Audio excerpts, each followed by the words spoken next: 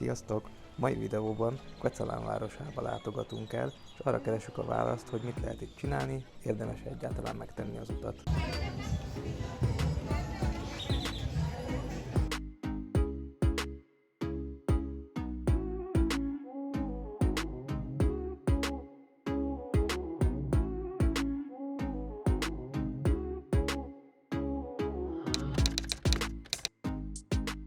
Szóval három fő nevezetesség van itt Kecalánban. Az egyik a természet. Ugye itt tele van barlangokkal, cseppkőbarlangokkal, vízesésekkel. A második az a kézműves termékek, meg a helyi termékek, tehát ilyen mint a kávé, vanília, aztán szokásos bazárban kapható portékákat, akár ilyen használati tárgyakat is, meg emléktárgyakat is. A harmadik fő csoport az pedig az úgynevezett zona archeológica, ugye ahol ilyen piramisok, meg régebbi épületek találhatóak. A város az 3 órára található Puebla városától, még mindig Puebla államban vagyunk, északra kellett jönnünk egészen 180 kilométert. Fent vagyunk a hegyekben, és ennek ellenére olyan párás, meleg van, hogy alig lehet elviselni. Ennek ellenére nagy a napi hőingás, éjszaka nagyon lement a hőmérséklet, ezért is vagyunk beöltözve, mert nagyon fáztunk. Mint említettem, fenn vagyunk a hegyekbe, körülvesz minket a természet, rengeteg állat van, illetve állatokat tartanak, igaz ilyen falusi környezet. Elsősorban bevállalósabbnak ajánlanám a helyet. Ha látjátok, itt a szoba is egy kicsit ilyen rustikus, ez a legjellemzőbb, talán itt vagyunk ugye a hegyekbe. Nem mondom, hogy kiesünk a civilizációból, de egy kicsit ilyen megtartotta ezt a falusias jellegét, annak ellenére, hogy városban vagyunk. Úgyhogy erre mindenképp fel kell készülni, aki ide jön, illetve hát a természet a fő látványosság, tehát ilyen túrázós. Itt van a ház mögött egyből mindjárt a dzsungel, tehát erre így fel kell készülni, hogy ilyen környezet fogad. A nagy szintkülönbségek azok megnehezítik, hogy a közlekedés főleg autóval eléggé csúszós, tehát eléggé nehéz fölfele haladni. Aztán még egy hátrány a mobil hálózatnak a hiánya, gyakorlatilag nincs térerő, úgyhogy nem csak hívni nem lehet, hanem hát ugye a mobil internetet is elég nehéz használni. Úgyhogy célszerű felkészülten érkezni, mit szeretnétek megnézni. A térképen, amit a helyi irodában adnak a központban, ott el is magyarázzák, hogy miket érdemes megnézni.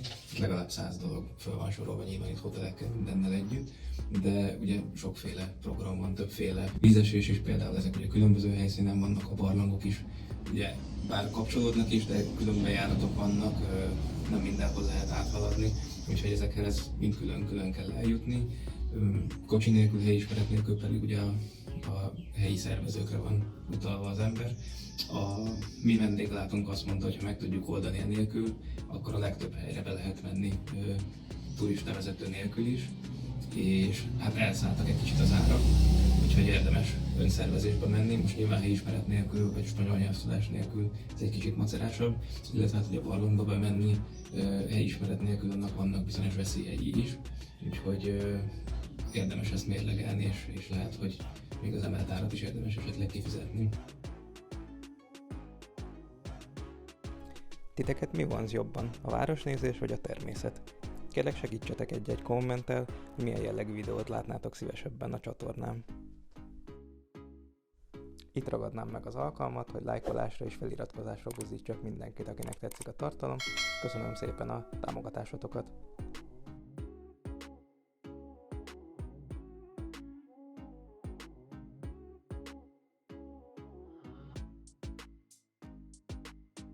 A napot egy reggelivel kezdjük, és be van felhősödve, de így azért elviselhetőbb az idő, úgyhogy megnézzünk egy-két vízesést, és hát ilyen utcákon kell lefele haladni be a központig. Ugye húsvétkor jöttünk, itt nem hely specifikus, tehát nem csak itt, hanem egész Mexikóban, ugye mint fontos vallási ünnep, úgyhogy vannak zarándoklatok, vannak akik viszik a keresztet, úgyhogy ha belefutunk ilyenbe, akkor azt is természetesen próbálom felvenni. De ami nagyon jellemző, hogy ilyenkor mindenki szabadnapos, illetve van 1 hét, 2 hét szabadság az iskolákban, úgyhogy mindenki útra kell, úgyhogy tele vannak ezek a turista helyek. Mindenki vízpartokat keres, illetve ilyen helyeket, ahol van valamilyen nevezetesség.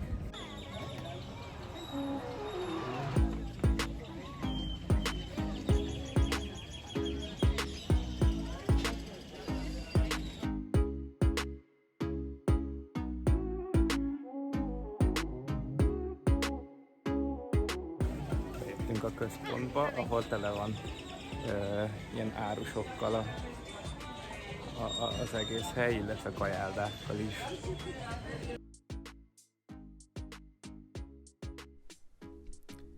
Helyi termelőktől beszerezhető itt kávé és vanília is.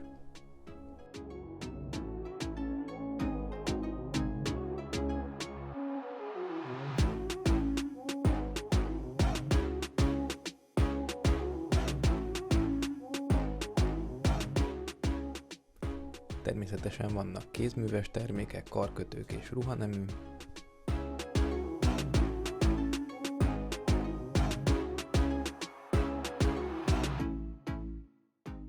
Virágárusok és zöldséges standok.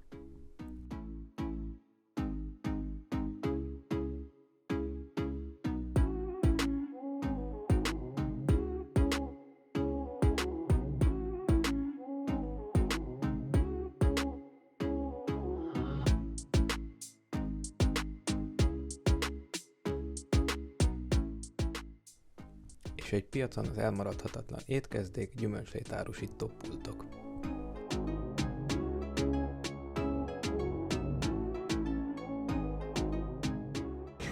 Ennek a neve Tlacoyo, vagy ahogy mondják, Tlacoyo, és hát összesen 150 forintot fizettünk egy ilyen 3 pékből álló reggelért, hát talán 2 elég belőle, úgyhogy 300 forintból meg lehet reggelizni. Az egész piac egy nyüzsgő, élettel teli hely. Ilyenkor gyakran találkozni hagyományos népviseleti ruhába öltözött őslakosokkal, akik a kézműves termékeiket jönnek eladni.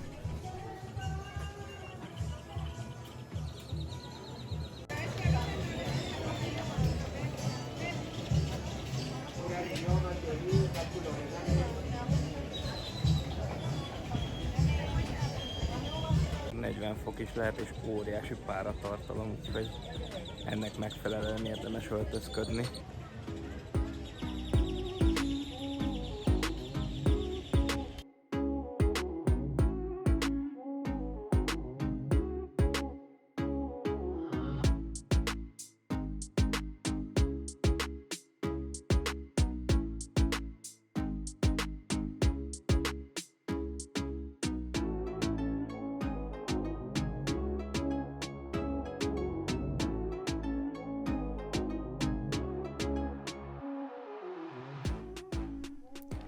Mint már említettem, az egész település a hegyoldalban van. Az utcák ennek megfelelően meredeken ívelnek felfelé.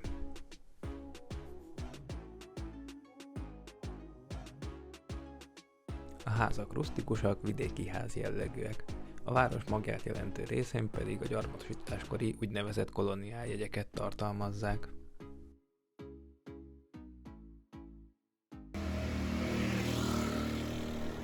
A hegyoldalban a tömegközlekedéshez is masszív járművekre van szükség.